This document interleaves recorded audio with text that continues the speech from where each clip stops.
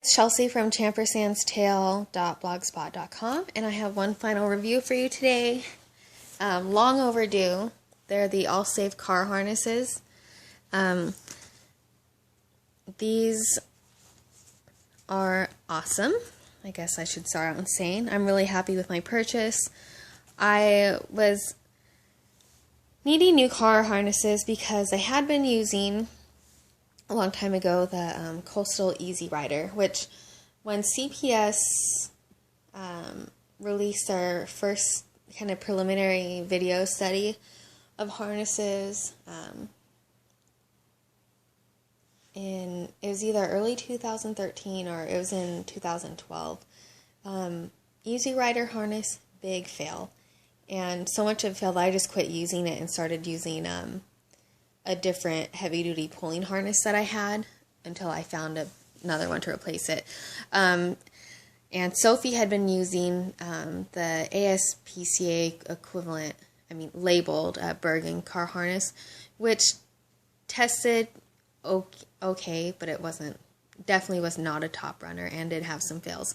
CPS, and I forget what that stands for, but I'll put a link down there. I did a ton of reading on it and other reviews on car harnesses, and CPS did a study that was released in 2013, October, on all of their testing they did on car harnesses, because there is no safety regulation or standards for car harnesses. So when you see a label that says crash tested, there's no uniform testing for that or comparison.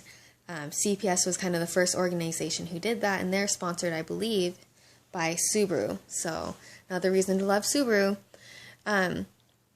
Anyways, they weren't trying to rank harnesses per se, but I'll admit I kind of took the results as rankings and in the order of what I would prefer. But the one that fared the best with that set of study was one that wouldn't work for us. It was the Click It, I think it was the Click It pet harness. I can't remember the full name of it, but it'll be in the link. And then kind of the next two that were kind of in the same sort of margins were this harness and the Roadie harness. And I looked at both of them. It was hard. I started a long conversation on it, or discussion on it, weighing the pros and the cons. Ended up going with this, and I'm glad I did. The main thing with the Roadie harness was that the strap to the seatbelt was attached and non-adjustable. This one, the little tethers are in the car. So when they tested this, they did it with 3 different lengths of the car tether, and the shorter tethers are the safest, just a heads up. I know a lot of people want to give their dogs space, but that's not the safest way to do it. So when they tested it, and the best outcome was with a 6-inch tether. It was with the seatbelt going through under here. But the next best one, which is what I would use, was the 6-inch tether. So when these were on the market before those test scores came out, it was with an adjustable tether that went as low as 6 inches, and I think as far as like 12 inches or 15 inches. But what I really, really respect about this company is that those results came out in October. I ordered this in November, and I ordered it through Klein, excellent customer service, and they get their distributor is 4x4. I think it's 4x4 Northwest, and Klein 4x4 Northwest, or North America. I think it's North America. I'll put a link there as well. And then there's one other company called Mighty Might, I believe, who carries these. Those are the North American distributors or retailers. And so I bought this in November. When they shipped, they were already being shipped out with a non-adjustable 6-inch tether. So that's how serious this company took those test results. They're also present for the testing. And I just think that speaks a lot to their dedication to making a nice, safe harness. So anyways, I'll post the study and some other information underneath this. But this is what we ended up with.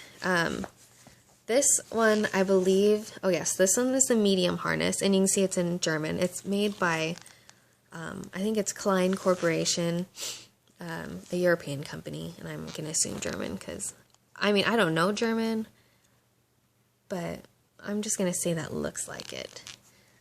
It could be anything. It looks like the labels on most of my IKEA furniture boxes. So, anyways, labels aside, that's the medium. That's what Champ wears. So this is the small. This one is a little bit large on Champ in the neck area. However, when we tried the small, which this one is Sophie's, these wings, which are lined with a really nice thick padding, they were cutting into his arm. His arm was like right here. So these wings, if he sat, they were in front. His legs would be like right here. Or when he was standing, they would be like right up his armpit. So the small was too small. The medium is a little large, but I have it snugged up as far as we can go. And when there's weight attached to the back, it is nice and snug. And I can get the rib cages even snugger. So I feel comfortable with him in this, even though I think it would be great if there was like a in-between size, like a small medium, or if they changed their sizing to a number system so that there was more, because you can see there's quite a difference in how big they are between the width and the webbing and padding. So I will show you the small just because it's easier for me to hold. Has this nice reflective tape right here, nice V shape in the neck, so it's not going to be cutting into their trachea and their esophagus up here. And this part right here, kind of where behind my thumb is, that should be right on the breastbone because that's going to be taking the best impact, much better than the soft tissue up here. This covers the sternum and has a nice thick webbing. You can see the stitching, super high quality work. There was one, let's see, when I returned the other small, there's a little variation. The webbing on part of it, I think I took pictures but never did anything with them, was a little offset on the padding, and me being kind of a perfectionist, or at least a very critical person, didn't love that it was offset, and so I kept the one that was much more evenly and centered. So something to watch out for. It doesn't make a difference functionally, I'm sure, but just aesthetically. And, you know, if I'm paying like $80 a harness, I do want it to be like nice and well made. So excellent stitching along here, really heavy duty. They've doubled up on everything. Webbing comes down here. This is the padding. I have little hands, but you can still see how thick they are. It's probably at least a 1/4 inch thick of a good, nice quality neoprene. So this doesn't have any plastic buckles, which is awesome because I have trust issues with plastic. This is just a label here. These snaps just cover, it's the neoprene cover to the webbing up here, and that's how I got it even tighter on Champ. And you can see this is a proper way to secure these harnesses. I'll show you. Let me set this in the stand after I show you this. This is the ring they recommend for walking. You never ever connect the car strap to this upper ring. The car strap goes to this ring. And it is kind of like, well, I wish I had it in here. I'll show you guys the straps in another video. So I am too lazy to go out to my car right now. But it's not a bolt snap. It's not like one of these snaps. It has the part where it comes like this, and then you push in right here. So it's really secure. It has those quick link chains that secure it to the seat belt, and I'll just show you that in the car. So this is the actual harness. I'm going to set my camera on the stand so I can... okay, so camera's on the stand. This is the webbing. It's not a thick webbing. Same kind of webbing here. It's not super soft either. And like I said, not thick. This one is clearly wider. It's about 1.5 inches thick. This must be 3/4. And this one is a little thicker. So this one's pretty lightweight, but I'm going to trust that it's strong since it did so well. When you put these on the dogs, you go up through this metal piece up here, and then you have to go back around. This is what keeps things in place like that, and it's not going to go anywhere. So that's how it attaches, and I'll show you on Sophie. Okay, here comes Soph. Big stretches. Okay, sit down. Good. You can check out her belly for a moment. So, let me try not to turn off the camera. So this part is the part that goes over her head.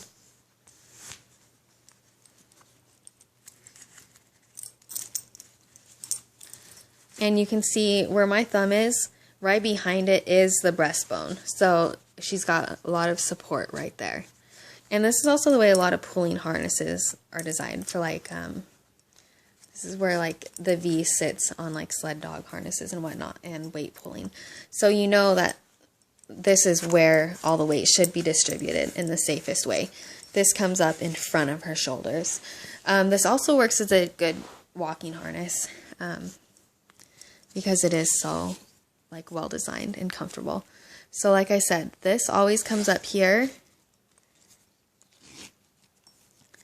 and goes through the top one. And I am doing it one-handed, so forgive me.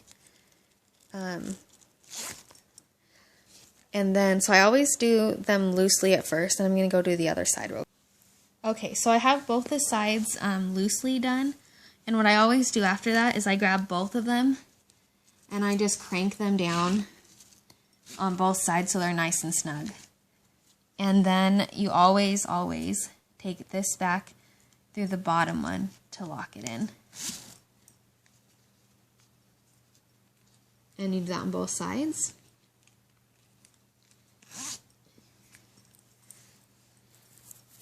And just like some sport pulling harnesses, you've got this back piece that goes down the back. It's fully padded here on this one. On Champs, the neoprene doesn't come down past the D-ring. So that would be nice if it did. Actually, that would be really nice if it did. Because when he sits in the car, this is more along his back. So anyways, that's that on Sophie. Okay, Soph, sit up. Come on. Come on. Good girl. I don't have anything. Sit. Soph. Okay, go away. So anyways, yeah, Sophie's done. She's like tired of doing this for me. But yeah, that's that harness. You can see the stitching on the medium one. It's done the same way. The inside has a lot of dog hair because we've been using this a lot. I have to say Sophie loves this harness. She sleeps a lot more comfortable in the car than she did in her Bergen/ASPCA harness. And it doesn't rub. They don't like gag on it. And it's just an awesome harness. And I'm really happy that it's one of the best tested harnesses on the market with good safe results. So gives me a peace of mind when I travel. And like I said, I bought this from Clean Run. They did awesome. I think this was on back order, or there's some sort of origin issue. This was back in November. But they were awesome working with me, getting me the right product when I had to exchange it for the medium size here. And they were only being sold with the non-adjustable tethers. They tracked down an adjustable tether for me and made sure I got that. And then I don't know if there was a price difference between this. I think there was a price difference between the small and the medium, and or in the shipping. But I know that they covered everything for me, so I wouldn't have to pay the extra in getting this and the other tether to me. You know, for inconvenience sake, but honestly, they're so great to work with, it was not inconvenient. Love Clean Run, a great little shop to work with. Also, I talked to the Mighty Mite people, and they were also very helpful. Even though they could have made a sale off of me, since they were having the same back order issues as Clean Run, they pretty much told me to, stick with where I was already had my order. So that was nice to see, and I'm sure they'd be a nice company to work with as well. So anyways, these are the AllSafe car harnesses. I'm going to go make a trip to my car and show you how I tether them. Okay, so we are headed out to the car. My car is filthy. We just traveled to my parents yesterday, and that's really not even the real reason. It's just my dog car, and it's atrocious. So don't mind the mess. I'll show you how Sophie rides up front. And yeah, please don't mind the mess. What I do with the dogs, since it's safer for them to lay in the back, and when I get my new car, I'm going to do a pet ham in the back as well as a harness. But I always pad, or I put luggage or bags so it's level with the seat. So if they slip off the seat, their head's not falling and hitting the dash or the back of a seat, and they're not falling off of this. So that's one of my little tips for travel. Garbage. So I always put wait, did I just do that? I accidentally popped open the garage doors.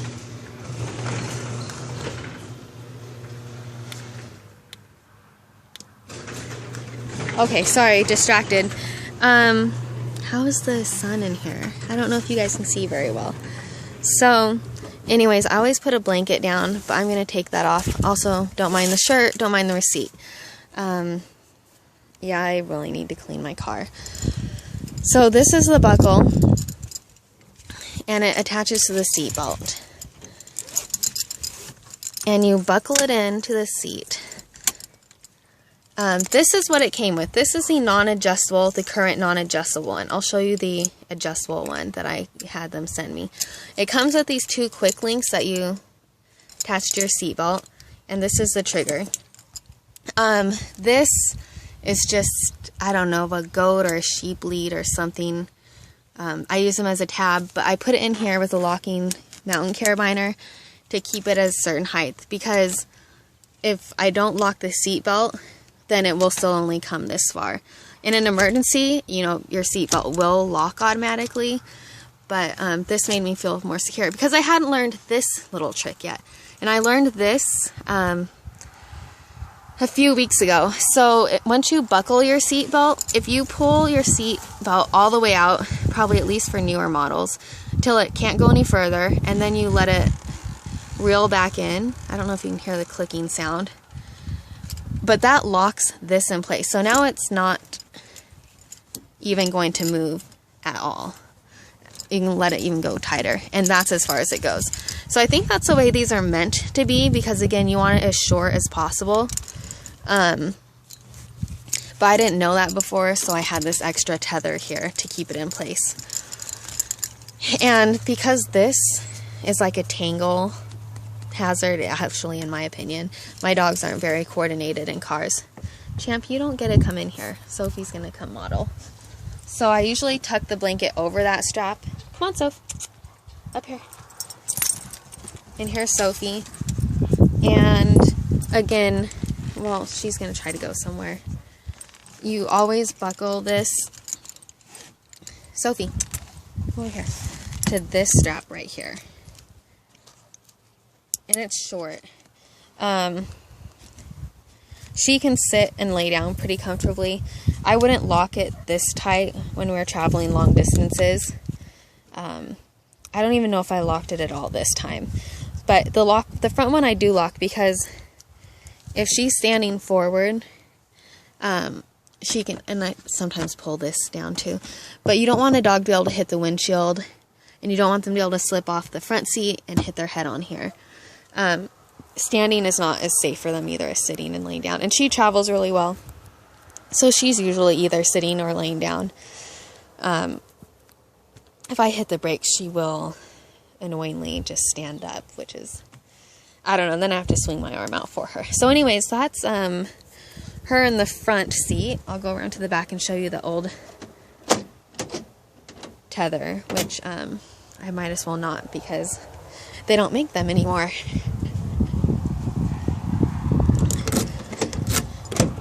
So yeah, I should do a tour of my car when it's loaded with dogs. Elsie rides in the carrier back here. And so again, here is some trash slash a dirty sock. It's lovely. But normally, again, I would have a bag here so that he has more space and can't fall off. And then I cover it with this so that it's continuous. And the same way as up front, this can lock. And I tried locking it the last time we came back to my parents. But it was so, you know, as soon as it goes in, it's not going to come out anymore. And he was just not very comfortable. Like, he was cranked back here and his little back was kind of arched. So this last trip we made, I didn't lock it. But same as the front, I have this tether here. And this came with the Sophie's old harness. But I have a real locking harness, a mountain climbing one up there. So that's attached to that. And this is the old attachment. And you can see, even though I thought I would want the extra long adjustment so that he could kind of sit up further in front with me, I'll show you how he likes to ride. I found that this is plenty long, especially the way it attaches to here. It already has some movement. So I shortened it to the shortest, so I could have stuck with the non-adjustable.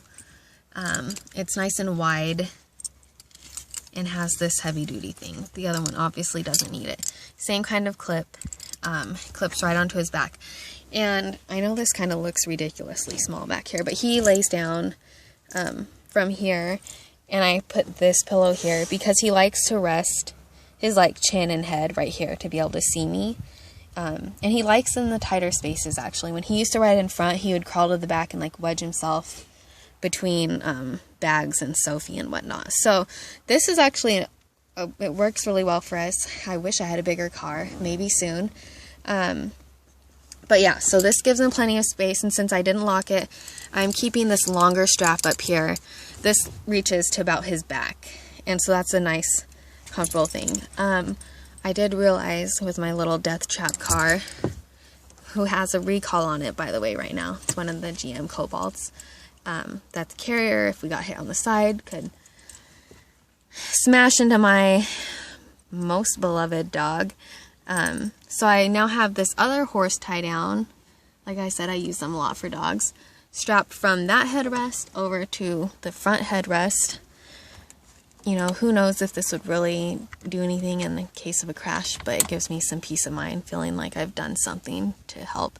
And then I can tighten it right here to wedge it back against that wall. And it doesn't move forward because of this car seat. Yeah, so hopefully, I mean, it's a death trap car, but hopefully between the awesome car harnesses, in a low speed crash, we'd make it out alive. We'll see. Well, hopefully we won't see. But yeah, anyways, that's that. Like I said, I love you can see Sophie, even with it cranked all the way tight against the seat, she's still laying down really comfortably and is ready to go on a trip. So, and she sleeps so soundly in them now. Yeah, that's the AllSafe car harness. Thank you for watching.